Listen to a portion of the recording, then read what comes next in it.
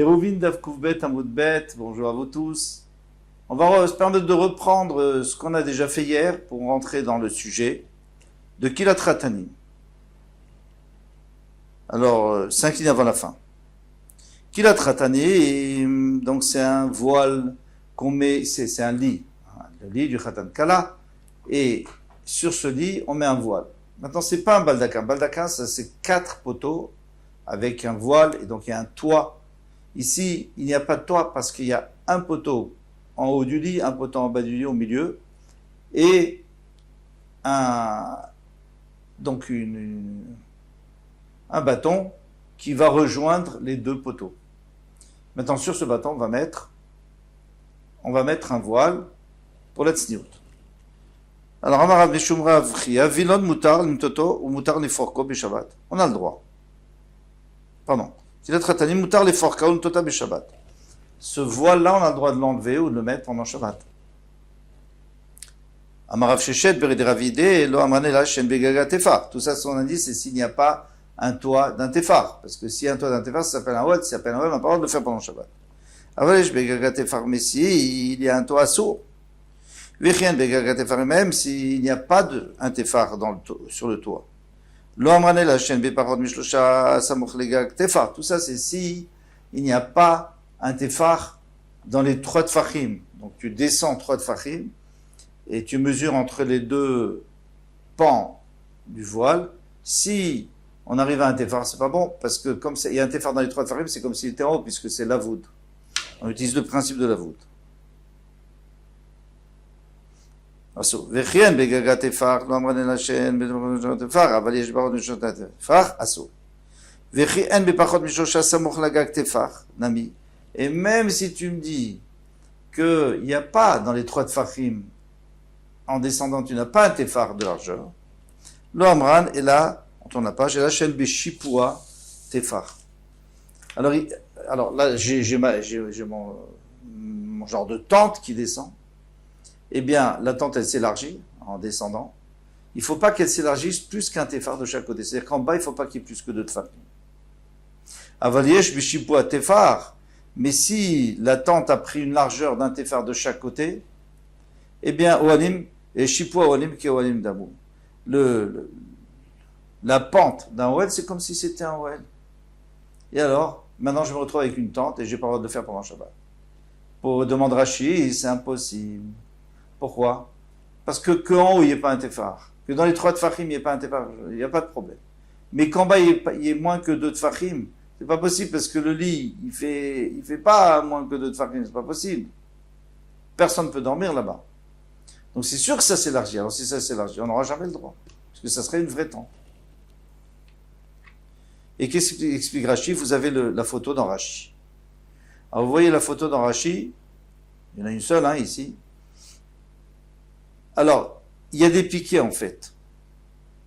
Tout ce que vous voyez là ici, vertical, alors, c'est des piquets. Et là-haut, c'est la tente, c'est le tissu. Et sur les 2 côtés, il y a aussi du tissu. Donc, qu'est-ce qu'ils ont fait? Rachid a trouvé un moyen pour que, vous voyez, on va commencer à droite. À droite, on a un genre de tente, avec un piquet au milieu, et 2 sur les côtés, c'est une tente. 2 piquets sur les côtés, c'est une tente. Donc, pour l'instant, il y a moins que 2 tfachim. C'est une petite tente. Après, à gauche, il y a une autre tente. Et à gauche, il y a encore une autre tente. Ça fait déjà 3 tentes. On peut en faire 5, 6, 7, tant qu'on veut. De la largeur du lit. Mais, je répète, ce qu'on voit ici, vertical, il n'y a que du côté droit et du côté gauche qu'il y a du tissu. Mais au milieu, il n'y a pas de tissu. Pourquoi? Parce qu'il y a bien sûr, en haut, il y a le tissu, comme une petite tente, qui ne fait pas grand-chose, et ça remonte et ça redescend, et ça remonte et ça redescend. Et c'est seulement sur les côtés qu'il y a le tissu, ça fait que le tissu enveloppe le lit, mais à aucun endroit, on a plus que 2 tfachim, puisque c'est des petites tentes chaque fois. C'est un peu d'ochak, disent les mfarshim, mais on n'a pas d'autre solution. On est obligé de dire ça. Vama Rav Shisha Bered Ravide. Rav Shisha dit on Ravide. Seyana Shari. On a le droit de mettre un chapeau en feutre. Vatani Asso. Pourtant il y a écrit que c'est Asso. Lokash, c'est pas une question. Adeid Betefar. Si on a un rebord d'un tefar, ça s'appelle un OL. Donc quand je mets ce chapeau, j'ai un OL, là, j'ai fabriqué un OL, j'ai fabriqué une tente, on n'a pas le droit à Shabbat. Vadelet les tefar. Et le cas où on a le droit, c'est s'il n'y a pas un tefar. C'est pour ça que généralement on fait attention quand on a un chapeau à rebord large, et qu'il ne soit pas trop large, en tout cas qu'il ne dépasse pas et qu'il n'arrive pas jusqu'au tefar. Mais bon, c'est pas vraiment assourd. Et la meata, c'est une chumra. Et la meata, chez Ravé, parce qu'on va voir que la Gemara va changer d'avis. Chez Ravé, beglimé tefar. Moi, je sors avec mon talit sur ma tête et ça dépasse d'un tefar. Qu'est-ce qui se passe? Là aussi, c'est assourd. Ou même au Beta Knesset. J'ai fait un OL, mais non. Achinamida assourd, ça devrait être assourd. Tu vois bien que c'est pas assourd. Et là, donc on est obligé de dire qu'il n'y a pas de OL dans les habits. Il n'y a pas d'OL dans un habit. C'est pas comme où je fais une tente pour me protéger. Peut-être un chapeau de soleil, peut-être ça pourrait être un problème. Mais moi, mon chapeau, c'est pas pour me protéger, c'est pour l'esthétique. Mon talit, je le mets sur la tête pour me concentrer. C'est pas du tout un OL. Ça se déplace avec moi, je vais partout avec, c'est un habit. Lokashia. Et là, lokashia. Donc, c'est pas ça le pshat.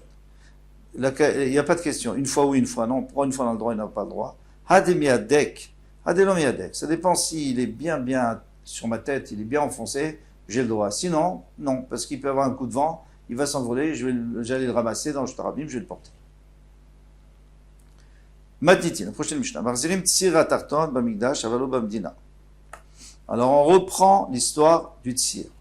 Alors on n'est plus dans la barre de sécurité, maintenant on revient au gond. Alors les gonds dans le temps, c'était une grande tige qui passait, qui traversait toute la porte, sur le côté gauche ou droit, ça dépend comment vous voulez ouvrir, et elle rentrait dans la terre, et elle rentrait dans le plafond. Et là-dessus, ça pivotait. La même chose pour les armoires, la même chose pour les boîtes, c'était toujours comme ça. Maintenant, il y avait parfois plus simple, il y avait une tige qui montait d'en haut de la porte, qui rentrait dans le plafond, et une d'en bas, ça c'était deux tiges.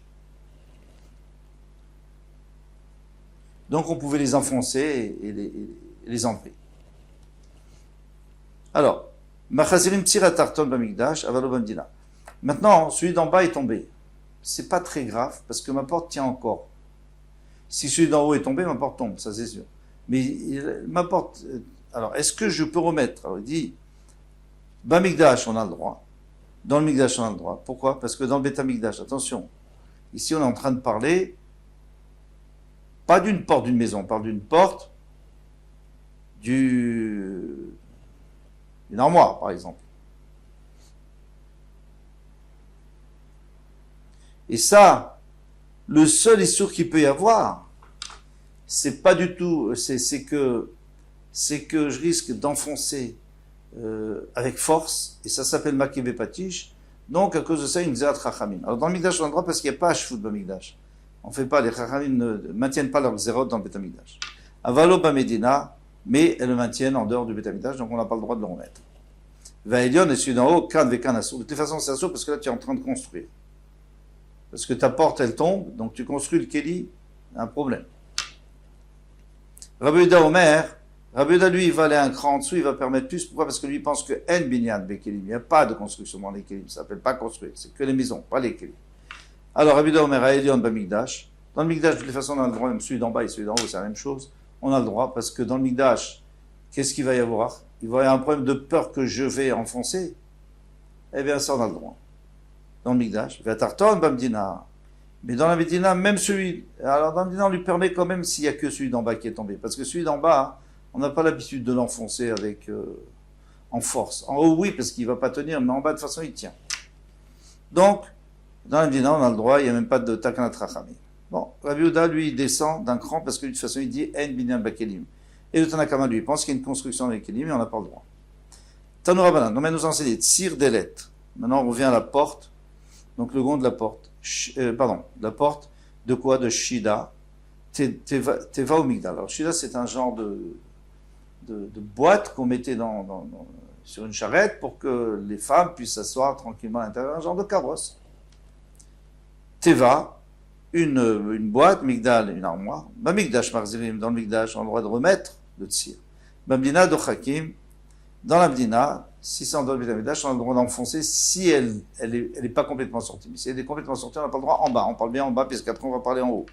Veille, on est sur haut, kan vekan le yarzir, de toute façon, tu n'as pas le droit de le remettre. Xera, shema, yitka. De peur qu'il va enfoncer. Vimtaka, chayefratat, et s'il a enfoncé les chayefratat. Chez le bord, ve chez le doute, ve chez le yatzia, donc ça va d'après Tanakama, ça bien sûr. Ça va pas d'après Rabbi Yehuda. Ve chez le yatzia, lo yarzir, mais si c'est yatzia, chez le bord, un puits, chez le doute, donc un couvercle de puits, un couvercle de citerne, et un couvercle de réduit, un petit réduit, lo yachazir, il n'a pas le droit de remettre, ve imirzir, chayefratat, et s'il a remis, il est chayefratat, parce que là, vraiment, c'est attaché à la terre, c'est scellé dans la terre, le puits, la citerne. Donc, il a construit. Madnitin.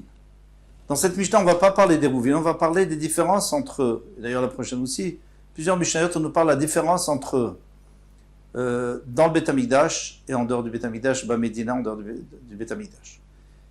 Et ça, c'est déjà pour... On va commencer par le pansement. Donc il y a un Kohen qui a enlevé un pansement pour pouvoir faire la voda. Parce que lorsqu'on fait la voda, il ne faut pas qu'il y ait de khatsitsa, qu'il y ait d'interférence entre notre main et le korban, et voilà, tout le travail qu'il doit faire, les travaux qu'il doit faire au Beth Amikdash. Alors il doit enlever le pansement. Maintenant il va le remettre. Est-ce qu'on a le droit de le remettre ou pas?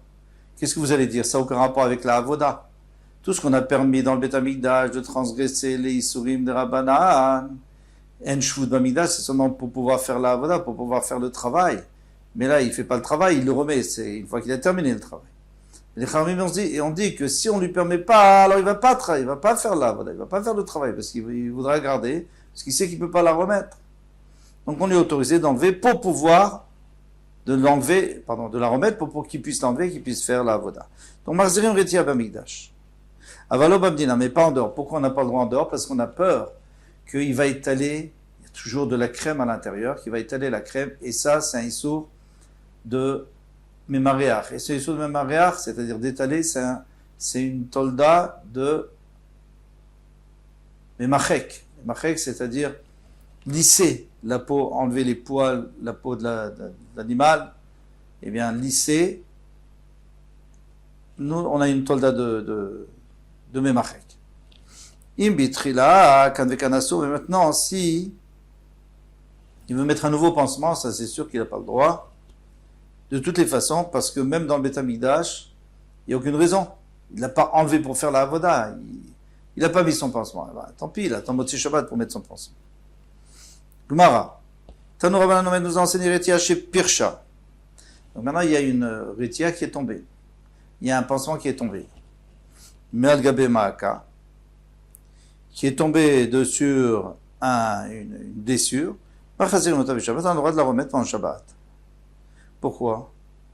Parce que là, c'est pas qu'il l'a enlevé, c'est qu'elle est tombée toute seule. Et ça, c'est pas très fréquent. Alors les Chachamim n'ont pas fait de Xéra. Si toi tu l'enlèves, alors on ne permet pas de la remettre. Mais si elle est tombée toute seule, c'est exceptionnel. On n'a pas fait de Xéra, tu peux la remettre. Rabbi Yehuda, lui, il dit que non, on ne peut pas la remettre. Uchleka lemata, lui permet seulement si elle a glissé vers le bas. Dochaka lemala, il la repousse vers le haut. Lemala, si elle est sortie un peu vers le haut, dochaka lemata, il le repousse vers le bas. C'est-à-dire, on peut la déplacer un peu si elle était encore sur son bras ou sur son pied, ça dépend où elle se trouve. Et s'il veut nettoyer, par exemple, il veut nettoyer la plaie, il ne peut pas enlever parce qu'après il ne pourra pas remettre. Ou megale miktsat aretia, ou mekaneach. Il dévoile un peu, donc il enlève un peu l'aretia vers la gauche, par exemple, mekaneach il nettoie à droite, pierre maka, vechoser ou megale miktsat aretia, ou mekaneach pierre maka, et puis après il pousse vers la droite, et il nettoie vers la gauche. Retia atzma lo yekaneach, mais l'intérieur là où il y a la pommade, l'intérieur de la du pansement, il n'a pas le droit de nettoyer. Neshu mimarear, parce que forcément il va étaler. Veimirach, et s'il l'a fait chayav ratat, il est chayav ratat parce que c'est un issur de la Torah, mimarear, comme on a dit. Amar Rabbi Amar Shmuel, Rabbi Yehuda dit Amar Shmuel, on a Shmuel. Alacha ki Rabbi Yehuda, l'alacha ki Rabbi Yehuda. Alors encore une fois, Rabbi Yehuda, qui est un Amora, dit que, on a Shmuel, que l'alacha qui est Rabbi Yehuda, qui était un Amora, un Tana dans notre Mishnah. Amar Afriza a dit, Lo shanu la pirsha la gabe keli. Tout ce qu'on a dit, qu'il y avait une marloquette, que d'après Tanakama on peut remettre, d'après Rabbi Yehuda on peut pas remettre, c'est si elle est tombée sur un keli. Sur un drap, sur une couverture, sur une chaise. Aval, pirchal, gabé karka, mais si elle tombée par terre, elle devrait accorder assour. D'après tout le monde, ça serait assour. Pourquoi? Parce que c'est comme si c'est une nouvelle. C'est comme s'il n'en avait pas, et puis c'est une nouvelle qu'il a pris. C'est comme s'il a mis une nouvelle, un nouveau pansement, et ça n'a pas le droit. Amarma, notre Barba Ravashi, le fils de Ravashi, avec Kaimna Kameda Abba, moi j'étais 2 fois devant mon père qui s'était Ravashi. Naflale Abba Sadia, et c'est tombé sur l'oreiller. Donc là, le pansement est tombé sur l'oreiller. Vekamer Darle, et il l'a remis. Aminale, je lui ai dit, Lo Savarla Amar, est-ce que mon maître ne pense pas, vous voyez comment il parlait à son père, il disait mon maître. Leha de Amar Afriza, ce qu'il avait dit Afriza Marloket Shipirshal Gabe Keli. Toute la marloquette, c'est quand c'est tombé sur un habit, par exemple, ou sur un oreiller. Aval pirchad, gabe kaka, mais si c'est sur le parterre, assour. D'accord, nous, ça ne nous concerne pas, parce que là, c'était pas tombé par terre. Vers Mar Shmuel, mais il faut continuer. Shmuel a dit, Allah chak Rabbi Yehuda, Allah chak comme Rabbi Yehuda. Donc, la c'est comme Rabbi Yehuda, c'est qu'on n'a pas le droit, même si c'était tombé sur un keli, sur un habit, on n'aurait pas le droit. Amarli, il m'a répondu, Lo Shamiali, je n'ai pas entendu. Klomar, c'est-à-dire, Lo Svirali, je pense pas comme lui. Moi, je pense que la marloquette, c'est lorsqu'elle est tombée par terre. Que Rabbi Yehuda interdit. Mais si elle est sur un vêtement ou sur un habit, sur un oreiller, alors, d'après Rabbi Yehuda, on a le droit, d'après tout le monde, on a le droit.